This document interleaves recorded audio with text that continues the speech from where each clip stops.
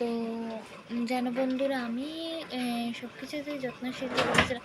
আমার নিজের mentally physically দিক বলো, বেবির দিক বলো, হাজব্যান্ডের দিক বলো, বা নিজের প্রিয় মানুষদের দিক বলো, বা নিজের প্রিয় জিনিসের দিক বলো, মানে এভরিথিং। এই জিনিসগুলো নিয়ে আমি খুবই কেয়ারফুলি নিজের লাইফ, ফিউচার, নিজের প্রেজেন্ট ইত্যাদি এসব নিয়ে আমি খুবই কেয়ারফুলি অ্যাক্টিভ।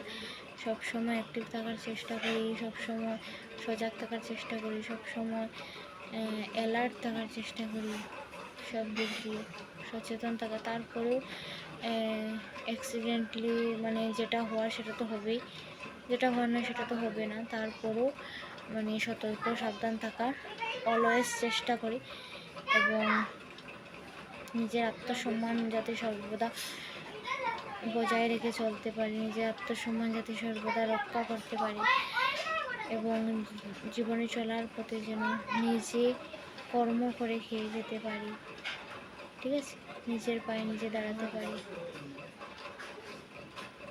দেখো, জীবনে পরের ধন সম্পদ, পরের টাকা পয়সা,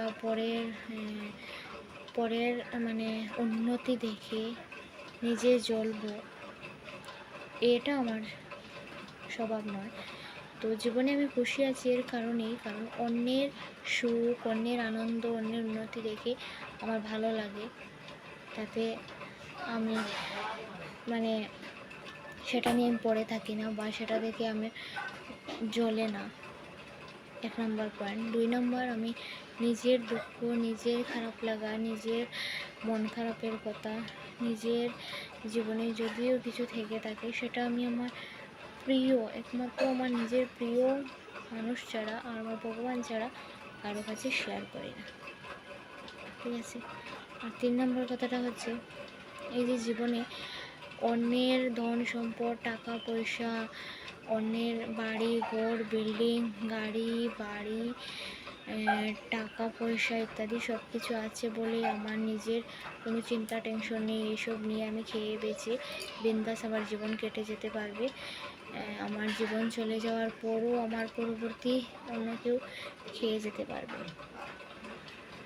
এই চিন্তাভাবনাটা আমার মাথায় নেই। আমার কথা হচ্ছে, আমি নিজে যাতে প্রতিষ্ঠিত হতে পারি, নিজে নিজের পায়ে দাঁড়াতে পারি, নিজে যতদিন বেঁচে থাকবো আমার নিজেরটা নিজে যাতে করে যেতে পারি, সেটাই আমার সবচেয়ে বড় সম্পদ, সেটাই আমার কাছে আমি ধনী, আমি শ্রেষ্ঠ ব্যক্তি, সেটাই।